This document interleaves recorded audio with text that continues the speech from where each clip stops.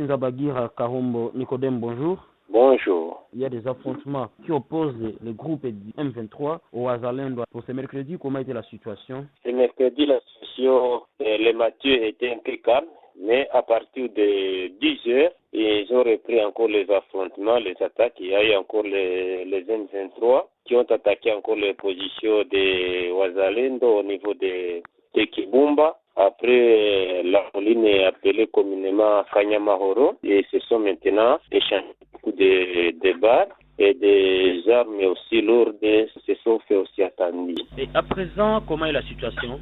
À présent, nous allons dire que la situation est toujours mauvaise du fait que les affrontements continuent toujours. Actuellement, nous entendons les armes lourdes, ils sont en train de s'orienter dans le parc national de Virunga. Donc, les chars de bataille actuellement se retrouveraient dans le parc national de Virunga, tout juste après les 3 antennes de Kibumba. Compte tenu de ces affrontements, les civils ne peuvent pas se jeter aussi dans les faits du fait que il n'y a pas aussi l'accès, il n'y a pas une sécurité qui pourra aussi les permettre de bien traverser. Actuellement, nous dirons ceux qui sont à main vide, ils passent pas facilement en descendant. Mais il n'y a pas de gens qui montent, ce n'est pas nombreux. Il y a eu peu de gens qui sont quittés Kibumba en descendant vers Goma. Et donc, nous disons que suite à ces affrontements, la population aussi a eu peur de quitter aussi le domicile, du fait qu'ils peuvent se croiser avec des bars perdus qui peuvent aussi les coûter aussi leur vie. À Kibumba, il y a un affrontement entre les M23 et le groupe d'autodéfense communément appelé Wazalendo, alors que cette zone a été déclarée zone tampon, c'est-à-dire dirigée par la force régionale de l'EAC. Est-ce que la force régionale de l'EAC s'est déplacée d'abord pendant ces affrontements où elle est toujours présente? Vous savez que pour les acteurs de la société civile, nous avions toujours accusé aussi cette force régionale, aussi à complicité avec CRB, le M23. Il y a les M23 qui ont pu aussi élarguer une bombe qui a aussi coûté une vie de Kenyans et d'autres blessés. Alors, nous n'avons pas eu de réaction de la part de cette force régionale, ce qui prouve que ce que la population continue à revendiquer commence maintenant à s'observer, parce que là, il devrait maintenant répliquer. Lorsque l'armée rwandaise commence à les attaquer, c'est maintenant qu'ils devraient au moins prendre des dispositifs afin de faire une offensive contre cette force négative.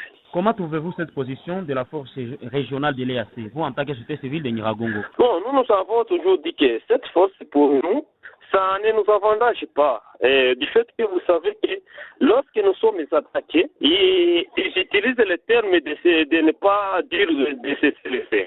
Mais lorsque si nos Wazalendo attaquent, là maintenant ils parviennent et utilisent le terme de cesser le feu. Donc là nous voyons une complicité de cette force régionale avec ces rebelles M23 qui causent la terreur au niveau du sort congolais. Jusqu'à présent, les forces armées de la République démocratique du Congo, FARDC, continuent à observer les cessez-le-feu.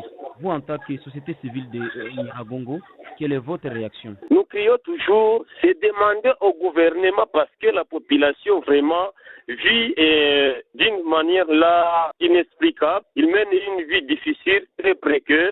Et donc, nous recommandons à notre gouvernement congolais de pouvoir mettre cet ennemi en état de haut, donc de prendre toutes les dispositions en fait de mettre l'ennemi hors du pays et que la population puisse regagner leur village d'origine.